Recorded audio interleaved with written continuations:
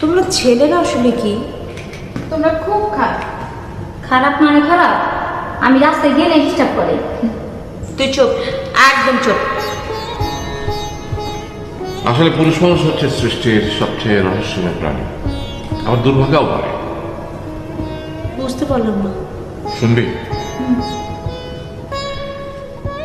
গাধাকে সৃষ্টি করার পর তাকে বলা হলো সকাল থেকে সন্ধ্যা পর্যন্ত তাকে ক্লান্তিহীন পরিশ্রম করতে হবে। সারা জীবন তাকে পিঠে ভারী বোঝা বইতে হবে। খেতে পাবে শুধু ঘাস, আর তার মাথায় কোনো বুদ্ধি থাকবে না। তার আয়ু হবে 50 বছর। গাধা করজোড়ে সৃষ্টিকর্তাকে বলল, আমি এত বছর বাঁচতে চাই না, আমাকে 20 বছর আয়ু দেওয়া হোক। সৃষ্টিকর্তা সেটাই মঞ্জুর করলেন।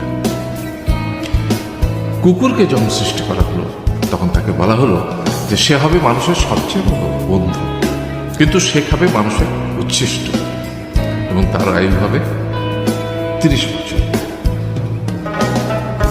কুকুর সৃষ্টিকর্তাকে বললো, আমি এত বছর বাঁচতে চাই না, আমাকে 15 বছর আয়ু দেওয়া হবে। সেটাই মঞ্জুর করা হলো। এরপর বানরকে বলা হলো, তুমি শুধু গাছের এ ডাল থেকে ও ডালে ঝুল খাবে এবং নানান রকম ফন্দি বিক্রি করে মানুষকে আনন্দ দেবে। তোমার আয়ু হবে 20 বছর। বানর বলল, আমি 20 বছর বাঁচতে চাই না, আমাকে 10 বছর দেওয়া হবে। সেটাই মঞ্জুর করা হলো। এবার এলো পুরুষ মানুষের কথা। তাকে বলা হলো যে তুমি হলে প্রাণীগুলোর মধ্যে সবচেয়ে বিচক্ষণ এবং বুদ্ধিমান, সেই জন্য তোমাকে প্রাণীদের শিরোমণি করা হবে এবং তোমার আয়ু হবে 20 বছর। তখন পুরুষ মানুষ বলল, করজোড়ে বলল সৃষ্টিকর্তাকে যে 20 বছর আয়ু অত্যন্ত কম।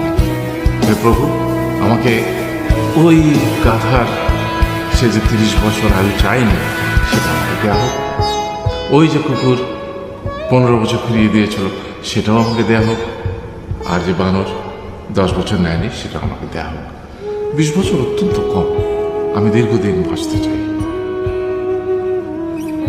সৃষ্টিকর্তা সেটাও মঞ্জুর করলেন। তারপর কি হলো? সেই থেকে ছেলেরা পুরুষ মানুষ হিসেবে বাঁচে 20 বছর, তারপরের 30 বছর সংসারের বোঝা পিঠে করে বয়ে বেড়ায়। সেটা কার মতো? গাধার মতো।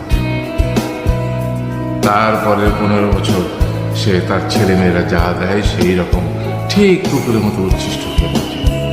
আর তারপরে বৃদ্ধ বয়সে ঠিক মানুষের মতো, যেমন গাছের